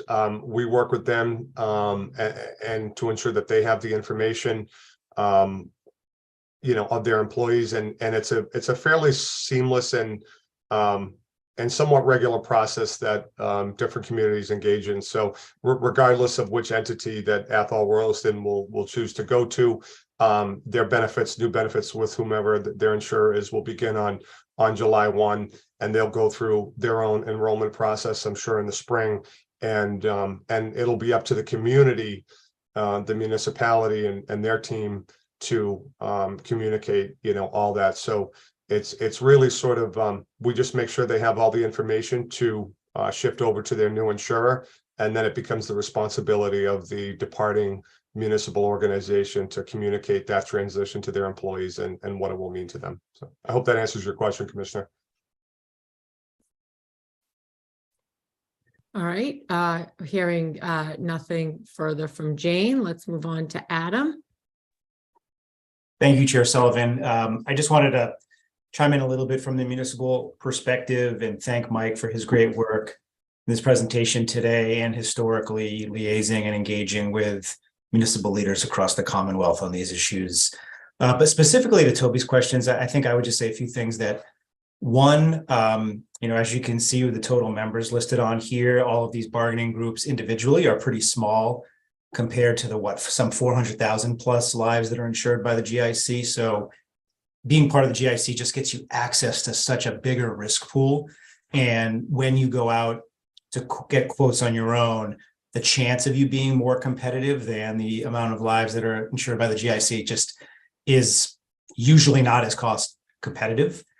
In terms of another entity trying to buy the business, that definitely happens. But I think many, if not all, municipal officials are pretty wise to that and look for, a 2-year rate guarantee, maybe a 3-year rate guarantee, or some type of banding for the second or third years of an agreement you might make, so that you don't get into a place where you win in year 1 and then lose in years 2 and 3, as compared to staying in the GIC. So I think overall, though, back to the first point, the buying power of the GIC for probably the past 15 or 20 years now has just made the GIC a more cost competitive option for many municipalities, such that when they go out on their own, it's unlikely they'll find a better deal. I don't know what happened in Athol Royalston, but I think for the most part, you don't see it happening often because of the cost competitiveness of the GIC.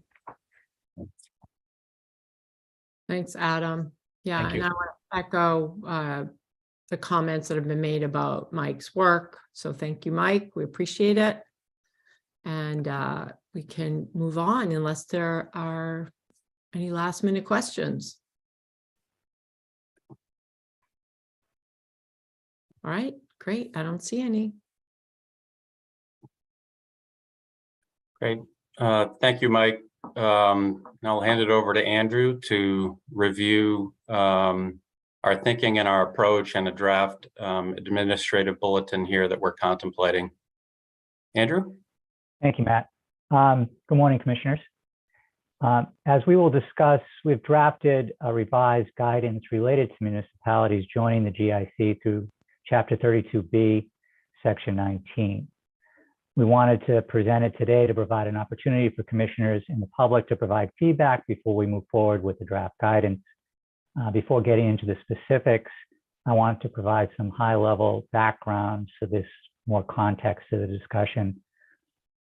Chapter 32B, Section 19 was instituted as the first path for municipalities to join the GIC. It was substantially rewritten in 2007, and that's when the first municipalities joined. It provides a relatively detailed procedure for joining the GIC, centering on a written agreement between a public employee committee, typically made up of representatives of the various municipalities, various union in the municipality, and a retiree representative, and the public authority. We refer to those agreements as the PEC agreements that Mike was just talking about. The statute sets out the process for reaching the agreement and much of what must be contained in the agreement. It also describes the process after the agreement is reached for joining the GIC and covers various responsibilities that the GIC has and the municipality has. It provides the GIC with regulatory power to codify the procedures and interpret the statute. In accordance with that power, GIC issued regulations and guidance to detail and clarify the process, including the specific guidance that is at the top of the slide that we're looking at regarding how the PEC agreement may allocate employee contributions for products offered by the GIC, keeping in mind that the contribution ratios themselves are negotiated as part of the PEC agreement. The guidance that's at the top of the slide is what was issued back in 2007. Section 19G of the statute contains the three elements that are in the bullets. They essentially say that the PEC agreement must treat all subscribers equally for purposes of contributions to premiums. We would call that a non-discrimination clause. The statute then gets somewhat muddled because it allows for contributions to differ by type of coverage, which it then uses examples to describe, and those are things that we would call coverage tiers, the individual and family options, along with a product type, Medicare. And then it says another coverages selections. It then allows for contributions to differ among coverage plans. Nowhere in the statute does it define type of coverage or what coverage plan means. So back in 2007, the GIC looked at this and said, okay, well, we have interpreted this to mean that differences, the contributions are restricted to differences by type of plan defined as product type, POS, PPO, HMO, indemnity, et cetera. What we're considering now is a revision in that particular piece of guidance. Can we go to the next slide? Thank you. We've received requests over the years to allow for more flexibility for those communities coming in under Section 19, to allow them to have their contribution ratios differ by individual plan rather than plan type, which is common for communities to join under Section 23. Just to flesh out a little bit of the difference, the Section 19 communities, the statute is very specific about a bargaining process between the employees and management, and it sets out everything is centered on that collective bargaining. There is no mention of that in Section 23, nor is there any mention of contribution ratios or what the PEC agreement should look like. So there's a significant difference in the way that the two paths are allowed. And Section 23 was put in to give management more leverage over coming into the GIC. So what we're talking about is allowing for more flexibility for that piece that is collectively bargained. And in reviewing the statutory language, we believe that the prior guidance was unnecessarily restrictive, and we are proposing new guidance that clarifies the three clauses we were looking at under discussion. And if you go to the next slide, the guidance that we're proposing would reaffirm the anti-discrimination provisions, but allow for different contributions for each product type. It is not prescriptive. We would continue to allow the public authority and the employees to negotiate how they want to handle contributions, so they could continue to do it as they do today by plan type. But we are opening up the opportunity to have contributions by individual plan. And essentially that's what we're proposing to do, and I'm happy to answer any questions on that. Commissioner Edmonds? Yes, thank you so much for that. I'm just curious about what would be the opposing set of arguments against what we're proposing here. I think it's a win-win, but that's the whole purpose of having this discussion today, so that if there are considerations that we haven't thought of.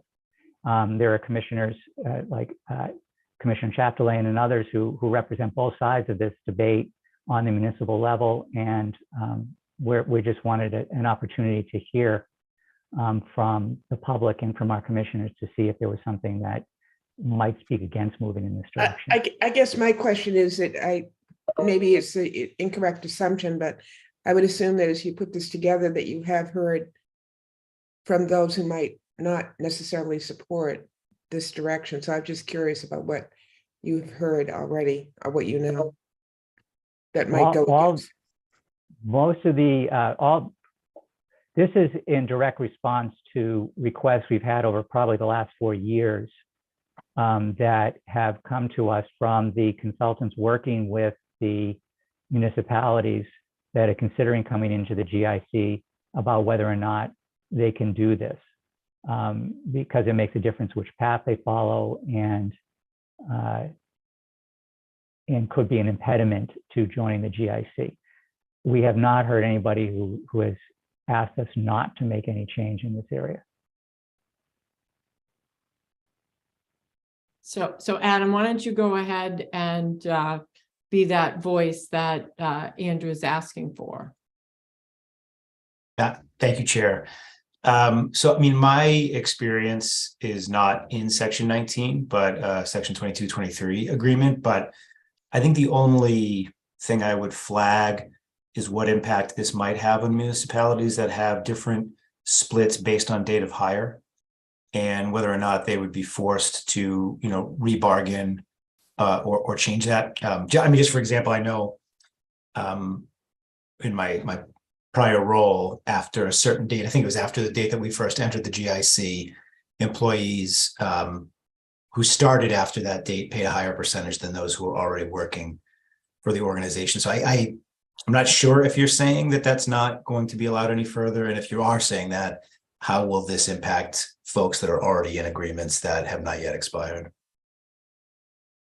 It doesn't impact any agreements that haven't expired.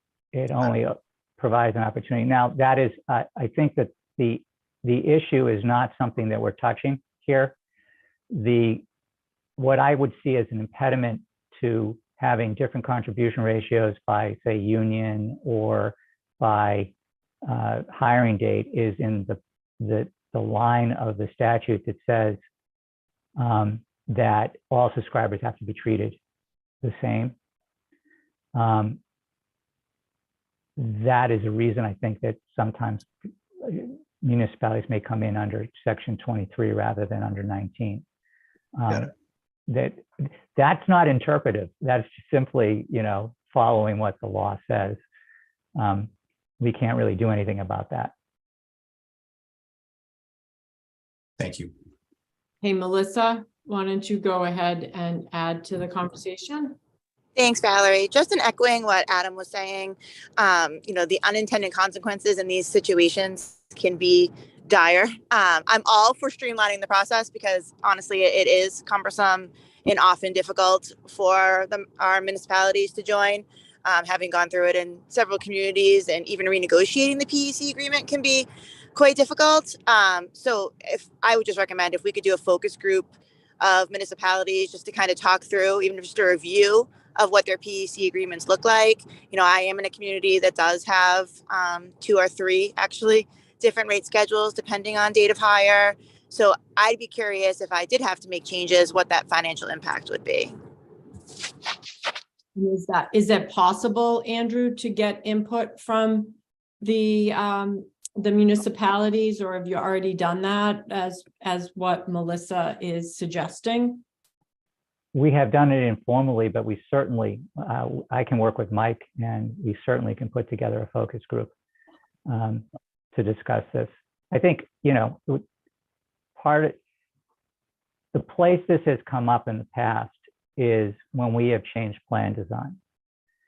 We had a real issue when we moved plans from PPO to POS because the PEC agreements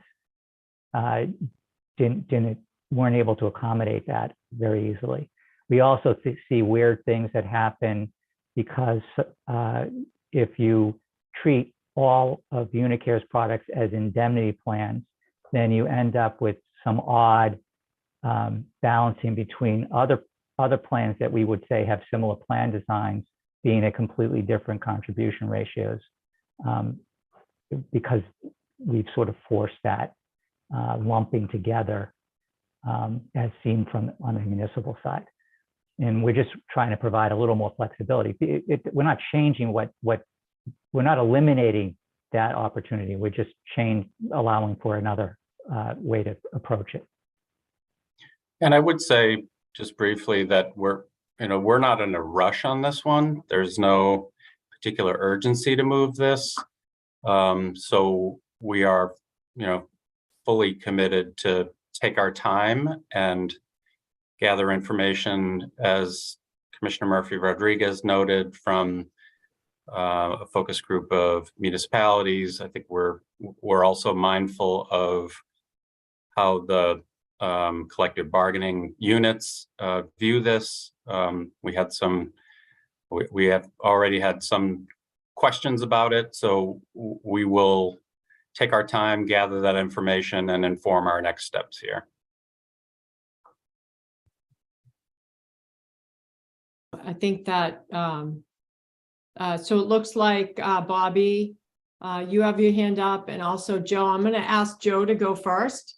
Sure. Good to hear from you, Joe. Nice to see you. Nice to see you. I would just like to say thank you for the meeting yesterday, which gave us a preview of this, and also for the discussion today. For the unions, the only concern would obviously be that we protect the collective bargaining rights. And we've talked about that, and it sounds like that would be the case. But also the idea that we'll have some time to bring this back is very helpful. So thank you. All right, good. And it's a complex matter too. I want to acknowledge that. So, we want to make sure that we're, work with our labor commissioners, other representatives of labor and municipal management to really understand it. I'll be frank, it took a little while for me to understand it, working with Andrew and Mike. So it's a complex matter. We want to make sure we get it right. All right. Bobby, last comment on this, because it Yes. does sound like we're expecting Andrew to come back to us with feedback from the focus group. Yeah. I just wanted to say, it's a little like late, but I just wanted to say that I support Melissa's, request for focus group feedback. I think it's a great idea because it is an extremely, complicated, initiative, I guess. It's difficult, and also just to echo what Joe has said regarding obviously of adhering to the collective bargaining agreements that are currently in place. And so I think it would be great to have more information and feedback on this. All right, great. So, Thanks, Bobby. All right, well, Andrew, we're going to move on unless there's anything else to discuss. So thank you. I'm all set. We got some action items for you to come back to us on. So thanks. All right, Jim. Where are we at? Hello, everyone. We can just run forward to the last slide. I believe you have these slides. So if you have questions on the spending charts are here to each vendor already. So we can just skip ahead. As usual, I'm available to answer questions during the week if you have more. The last slide shows that I just wanted the commission to know that we are basically on budget, that our spending is more or less where we expected it to be. We've diverted a little bit. In the last month, this is our spending is, as you know, a leading indicator. It takes a little while for us to get under the hood and see what is causing the spending changes, but utilization seems to be a little lower than we projected, prices a little higher, and there's also some volatility around pharmacy rebates that really can impact any given month on our spending. But so this is the bottom line of where we're at now, about 2.5% under budget, but I'm happy to answer any questions now or in the future on this. All right, I don't see any questions. Feels like this trend has been ongoing for the last year, and then before that, and then before that. So good job keeping us on budget. Thanks to the state for providing us the funding that we need. So I think that is good news that it continues. So thanks. Thank you. Commissioners, any final bits of business as we're up at the hour of our agenda? Madam Chair, can I make a quick comment? Of course. I just want to remind commissioners that the procurement memo is still confidential. I know you all know that, but it needs to be stated. Thank you. Yeah, I appreciate that, and appropriate from our general counsel. So we can all give you a thumbs up that we know it's confidential and that we're still in the throes of all the rules and regulations over procurements, because it's just getting started. So go forth and negotiate hard, Andrew. We appreciate all your effort. And at this point, yes, you're welcome. Matt, do you have any other business? I don't see any from commissioners. Nope, no new business from me. Just a thank you to the commission and a wish for happy holidays. Thank you for all your support over the course of 2022, and we look forward to continuing to work with you into the new year. Yeah, thank you, Matt. We appreciate all your efforts and of the staff. We know there's a lot going on. And Bobby has her hand up. Go ahead. Yes, thank you, Valerie. I just wanted to compliment the entire GIC staff, right? Not only the people who are at this meeting and doing the presentations, but also, Cameron's staff, like all the, people who have been working on this and putting everything together. It's been a very long and arduous process, I would say, and not easy given the environment. And great thanks to Matt and Cameron, right? And everybody who's been working on this, because it's all hands on deck. And I just wanted to, thank also the operations folks who, Paul Murphy's group, and you've all done a terrific job this year. I mean, you always do, but this has been a tough one. And I just wanted to say thanks to all the people, everyone at GIC who's been tasked with this work. Wow. Well said, Bobby. Thank you. And at this point, seeing no other comments or questions, I, as chair, will end this meeting and wish you all a very happy holiday season. We'll see you next year. And my wish for the holiday season is that we get to see each other in person in 2023. So I miss you all, and to our constituents and to everyone here, stay healthy and enjoy the end of the year. Okay, bye-bye, everyone. Thank you. Thank you. Bye. Happy holidays, everyone. Take care. Holidays. Bye, everyone. You want some chicken?